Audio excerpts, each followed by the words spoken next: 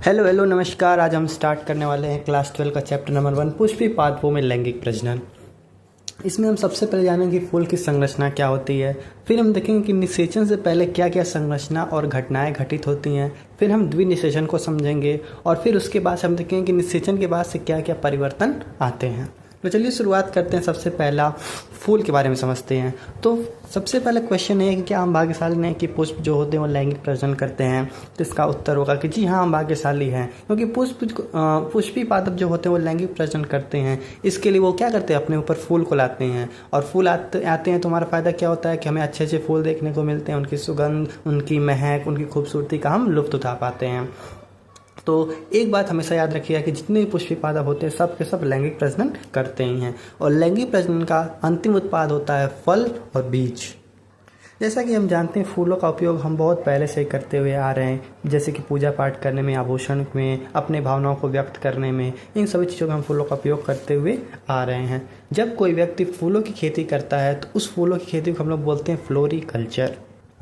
एक जो पुष्प होता है उसके लगभग 5 पार्ट्स होते हैं। सबसे पहला होता है पुष्पासन। पुष्पासन पे लगा होता है बाह्यदल, दलपुंज और उसके साथ पुमंग और जायांग। पुमंग और जायांग आवश्यक चक्र होते हैं, जबकि बाह्य दलपुंज और दलपुंज जो होते हैं सहायक चक्र होते हैं। इनकी सहायता से लैंगिक प्रजनन होता है और पुमंग और जायांग जो आवश्यक चक्र होते हैं इनके द्वारा लैंगिक प्रजनन किया जाता है।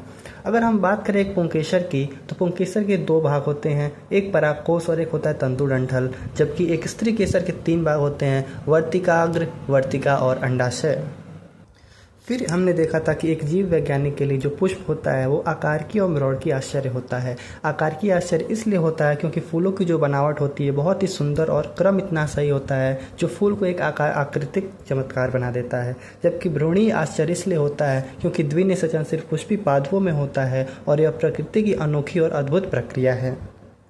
अब हम लोग देखेंगे कि निषेचन से पहले क्या क्या संरचना और घटनाएं घटित होती हैं। तो फूलों में असल में जब पौधों में जो फूल आने वाला रहता है उससे पहले यह तय हो जाता है कि अब उसमें फूल आएगा। उसके वजह से अनेक तरह के हार्मोनल और संरचनात्मक परिवर्तनों की शुरुआत होने लगती है। कौन कौन से हार्मोन बदलते हैं, तो इसमें एक हार्मोन का नाम है फ्लोरिजन हार्मोन और उसके बाद से प्ररोही शीर्ष मेरिस्टेम आगे चल के पुष्पी आदक बनाता है, पुष्पी आदक चल के पुष्पी कलिकाएँ बनाती हैं और अंत में पुष्प बन जाता है। बहुत सारे पुष्प मिलकर पुष्प क्रम का निर्माण करते हैं। अब हम लोग देखेंगे कि नर जनन अंग पुंकेसर के बारे में। तो जैसा कि हम जानते हैं पुंकेसर के 2 भाग होते हैं, एक लंबा पतला सा डंठल तंतु और एक उसका अंतिम सिरा जो होता है वो उसको कहते हैं हम लोग परागकोश। ठीक है। पुंकेसर की संख्या जो होती है और उसकी जो लंबाई होती है अलग अलग पौधों में अलग अलग हो सकती है। साथ ही अलग अलग पौधों में परागकोश डंठु तंतल से जो जुड़ाव होता है वो भी अलग अलग हो सकता है और उसका जो आकार होता है वो भी अलग अलग हो सकता है। फिर हम क्या करेंगे, एक परागकोश को हम लोग अनुप्रस्थ काटेंगे और हमको देखने को मिलेगा कि परागकोश द्विपालित होते हैं। हर एक पाला में लगभग 2 कोष्ठ होते हैं, तो द्विकोष्ठी भी होते हैं। तो कुल 2 पाले उनके पास 4 कोष्ठ पाए जाते हैं और हर एक कोष्ठ के अंदर होता है लघु बीजाणु धानी। हर एक कोष्ठ पे क्या होता है, लघु बीजाणु धानी होता है। साथ ही 2 कोष्ठ के बीच में लाइन ऑफ डेसेंस पाई जाती है और यहीं से पुंकेसर फटता है और परागकण बाहर निकलते हैं। अब हम देखेंगे कि जो लघु बीजाणुधानी है उनकी संरचना कैसी होती है। तो हर एक लघु बीजाणुधानी लगभग गोल आकार का होता है और सामान्यतः 4 लेयर से क्या होता है, घिरा हुआ रहता है। सबसे बाहर वाली लेयर होती है एपिडर्मिस, उसके अंदर होता है एंडोथीसियम, उसके अंदर होता है मध्य परत और सबसे अंदर होता है टेपेटम। टेपेटम का जो साइटोप्लाज्म होता है, जीवद्रव्य होता है, बहुत ही घना होता है और उसके अंदर एक से बहुत ज़्यादा केंद्रक पाए जाते हैं। बहुत ज़्यादा केंद्रक कैसे पाए जा सकते हैं, जब उसके अंदर बार बार कैरियोकाइनेसिस हो और साइटोकाइनेसिस ना हो। इसका काम रहता है कि पोषण देना। किसे पोषण देना, पराग कणों को। जो अभी वहाँ पे लघु बीजाणु बनेंगे आगे चल के पराग कण बन जाएंगे, तो इन सबको पोषण देने का काम कौन करता है, टेपेटम करता है। शुरुआत की जो 3 लेयर्स हैं, तीनों परतें क्या करेंगी, पराग कोश को फूटने में मदद करती हैं। लघु बीजाणुधानी के अंदर बहुत सारे कोशिकाएं पाई जाती है जिनको एक साथ हम बोलते हैं बीजाणुजन उत्तक। हर एक बीजाणुजन उत्तक क्या कर सकता है, लघु बीजाणु बना सकता है। इसलिए हम एक लघु बीजाणुजन उत्तक को क्या कहते हैं, पराग मात्र कोशिका, क्योंकि वो क्या कर सकता है, लघु बीजाणु बनाएगा और लघु बीजाणु आगे चल के परागकण बनाता है, इसलिए हम क्या बोलते हैं, पराग मात्र कोशिका। ठीक है, तो अब बीजाणु जन ऊतक क्या करता है, अर्धसूत्री विभाजन करेगा, जिससे हमारे पास 4 लघु बीजाणु मिल जाएंगे। वो चारों एक साथ चिपके हुए रहते हैं, इसलिए हम क्या बोलते हैं, लघु बीजाणु चतुष्क। लघु बीजाणु चतुष्क। उसकी अगर हम प्लॉइडी की बात करें तो जो उत्तक होगा उसकी प्लॉइडी 2n होगी, लेकिन अर्धसूत्री विभाजन के बाद जो लघु बीजाणु चतुष्क में मिला वो सबकी प्लॉइडी क्या हो जाएगी, n हो जाएगी। आगे चल के वो सूख जाएगा, चारों जो लघु बीजाणु अलग अलग हो जाएंगे और परागकण बन जाएंगे। अब परागकण धीरे धीरे क्या होगा, परिपक्व होने लगेगा। अब ध्यान देंगे कि जो परागकण होता है वो नर युग्मकोद्भव होता है। ध्यान सुनिएगा, परागकण जो है वो नर युग्मकोद्भव है, यानी कि इसके अंदर क्या पाया जाएगा, नर युग्मक को पाया जाएगा। ठीक, परागकण का जो आकार होता है, रूप होता है, रंग होता है, बनावट होता है, अलग अलग पौधों में अलग अलग हमें देखने को मिलता है। परागकण सामान्यतः गोलाकार आकार का होता है। इसका व्यास लगभग 25 से 50 माइक्रोमीटर का होता है। इसके बाहर एक बाहरी सी कठोर सी परत पाई जाती है, जिसको हम लोग क्या बोलते हैं, बाह्यचोल बोलते हैं, जो किससे मिलकर बना हुआ होता है, स्पोरोपोलेनिन से मिलकर बना हुआ होता है। ये सर्वाधिक ज्ञात प्रतिरोधक होता है, यानी कि कोई भी उच्च ताप हो गया, बहुत ज़्यादा अम्ल वाले क्षेत्र हो गए, क्षारे वाले क्षेत्र हो गए, इन सब में भी ये खराब नहीं होता है। और अब तक कोई ऐसा एंजाइम नहीं पता चला है जो स्पोरोपोलेनिन को क्या कर सके, तोड़ सके। लेकिन ये जो स्पोरोपोलेनिन का बना हुआ बाह्यचोल है, एक जगह पे क्या होता है, अब्सेंट रहता है, उसको हम लोग बोलते हैं जनन छिद्र। जनन छिद्र क्या करता है, यहाँ से पॉलन ट्यूब यानी कि परागनली का जब बनता है तो इसी रास्ते से परागनली निकलता है।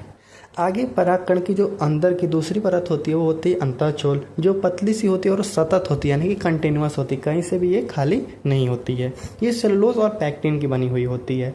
इसके अंदर होता है जीव द्रव, जिसे हम क्या बोलते हैं, साइटोप्लाज्म, जो किससे घिरा हुआ रहता है, प्लाज्मा भित्ति से घिरा रहता है। ठीक है, अब वो जो साइटोप्लाज्म उसके अंदर 2 कोशिका होती है, एक बड़ी सी होती है कायिक कोशिका और एक छोटी सी होती है जनन कोशिका।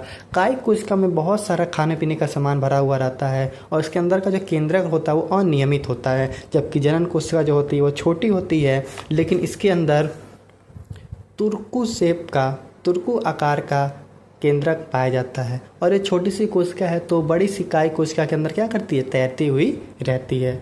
लगभग 60% में जब परागकण झड़ता है तो वो 2 केंद्रक वाले स्टेज में रहता है, 2 कोशिका वाले चरण में रहता है, जबकि जो बाकी 40% वाले में जब परागकण झड़ता है तो वो 3 कोशिकी चरण में रहता है। तो 2 कोशिकी से 3 कोशिकी कैसे बन सकता है, जो हमारी जनन कोशिका रहती है वो क्या करती है, समसूत्री विभाजन के द्वारा 2 कोशिका बना लेती है, यानी उसके अंदर कितने युग्मक हो जाएंगे, 2 नर युग्मक हो जाते हैं।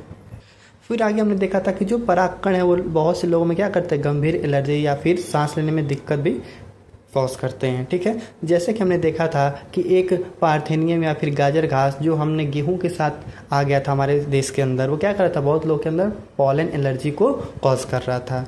फिर हमने देखा था कि जो परागकण होते हैं वो पोषणों से बहुत ज़्यादा भरपूर होते हैं। ठीक है, इसलिए जो पश्चिमी देश हैं वो बहुत ज़्यादा इनका उपयोग करते हैं अलग अलग चीज़ों के फॉर्म में, जैसे कि पॉलन टैबलेट हो गया, पॉलन सिरप हो गया। ठीक है, इन सब चीज़ों में, और बहुत ज़्यादा वो लोग यूज़ करते हैं जो खिलाड़ी होते हैं या फिर धावक होते हैं।